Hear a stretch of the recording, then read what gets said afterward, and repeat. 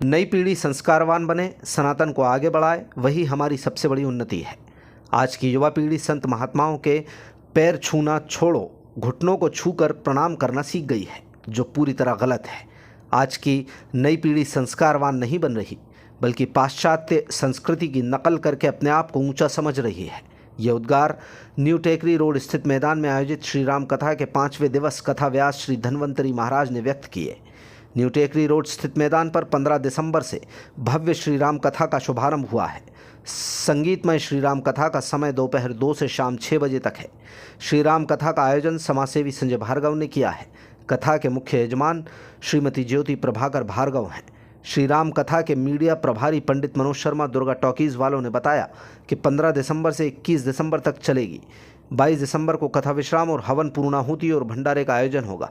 पीली कोठी वाले भार्गव पंडा जी परिवार ने समस्त धर्म प्रेमी बंधुओं से श्री राम कथा श्रवण करने सप्रेम आग्रह किया है। कथा के शुरू में ब्राह्मण समाज के प्रदेश अध्यक्ष पंडित नर्मदा शंकर भार्गव ने धन्वंतरी महाराज को श्रीफल भेंट कर आशीर्वाद प्राप्त किया। होने लग जाए तो बन की याद आने लगनी चाहिए। बोलो जय सिया राम। 50 साल के बाद जब 51 आवे ना, 51 52, तो देखो वन के संकेत हो रहे हैं। तो उसी समय वृंदावन को याद कर लो कि अब घर में बहुत रह रही है, अब थोड़ा वृंदावन रहेगा। और फिर भी व्यक्ति नहीं जाता है तो उम्र कहती है 59, 60, अरे 60, अब तो मान जा, अब तो चला जा। 60 साल में जब नाती हो जाता है तो वो नाती भी दाढ़ी को पकड़ के खींचता है, कहता है बाबा बाबा बाबा बाबा, अब तो बाबा जी के संग चले जाओ। एक व्यक्ति बोले महाराज बड़ी विडंबना है। मैंने कहा क्या? अरे बोले महाराज जब कभी मेरे बेटे का बेटा गोदी में आता है, कहता है बाबा बाबा, तो मन करता है कि छोड़ के बाबा जी बन जाऊं। लेकिन जब कभी मेरी बेटी का बेटा लेता हूं गोद में तो वो कहता है ना ना, नहीं जाना, बिल्कुल नहीं बनना।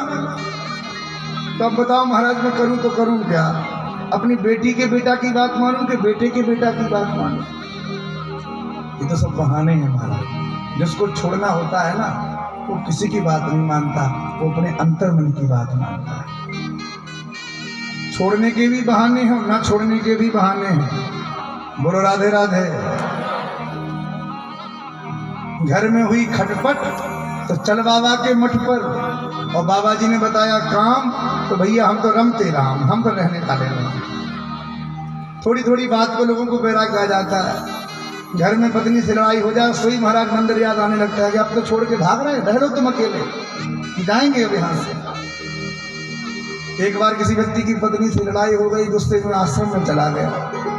आश्रम के विद्यार्थियों को देखा तो बढ़िया हष्ट पुष्ट महाराज, बढ़िया माछ छाने।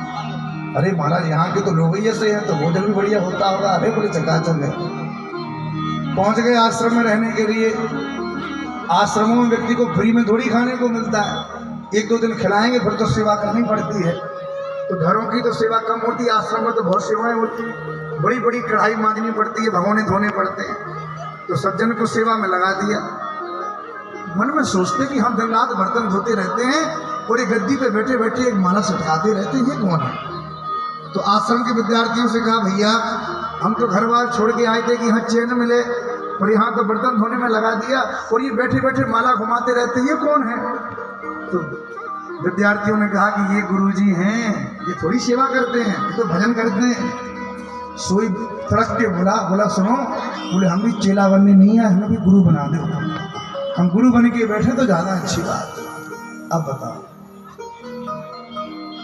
पर मनु जी महाराज ने अपने राज्य को छोड़ के बरबस राज सुतहि नृप दीना, नारी समेत गगन बन कीना, 12 मंत्र का जप करते हुए जंगल में तपस्या करी।